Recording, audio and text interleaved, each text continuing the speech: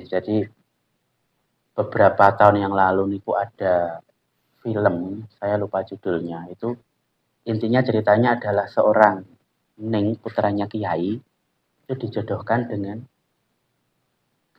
seorang Gus, putranya Kiai. Hati Suwita. Bukan, sudah lama, film lama.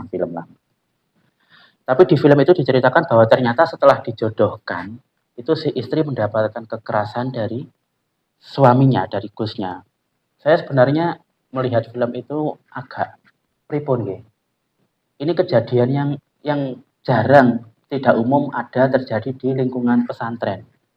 Ada Gus yang mabuk-mabukan kemudian menampar istrinya, itu hampir, ya mungkin 1, 2 ada, tapi hampir tidak ada. Jadi film itu menyampaikan ke masyarakat hal seperti ini banyak terjadi. Sebenarnya tidak. Bagaimanapun seorang ayah atau ibu, apalagi dari lingkungan pesantren, itu tidak mungkin memberikan calon jodoh yang jelek untuk anaknya. Dan terbukti selama ini perjodohan-perjodohan yang ada di pesantren itu perkawinannya berjalan dengan baik, bahkan bisa dibilang memberikan berkah untuk sekitarnya, karena dari perkawinan itu kemudian ada pesantren baru, ada istilahnya ngeramut masyarakat sekitar. Jadi menurut saya baik perjodohan di lingkungan pesantren. Kalau di masyarakat umum itu nggih sebaiknya dibicarakan memang antara orang tua dan anak. Antara orang tua dan anak dibicarakan baik-baik. Jadi nggih kurang tepat rasanya kalau menjodohkan tanpa si yang akan menjalani kehidupan tidak tahu sama sekali. Pemaksaan gitu ya. Nggih. Walaupun sebenarnya orang tua berhak memaksa. Nggih.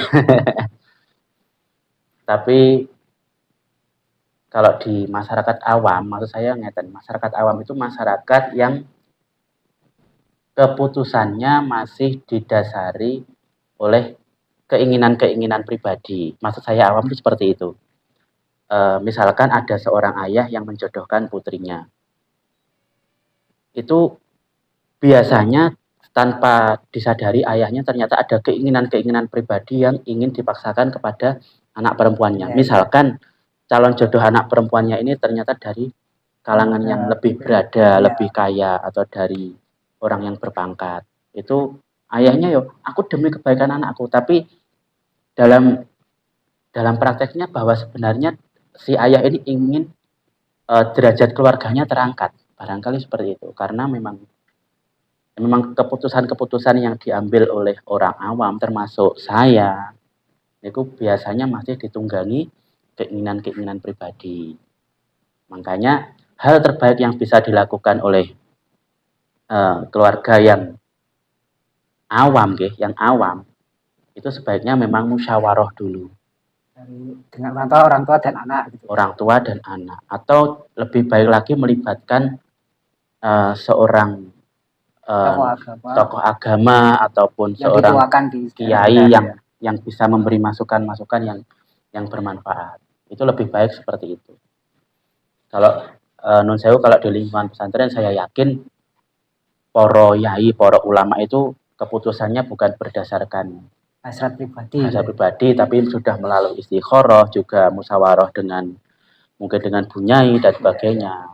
Makanya kalau perjodohan di lingkungan pesantren sudah clear fix, insya Allah itu barokah. Tapi kalau di masyarakat awam itu sebaiknya melibatkan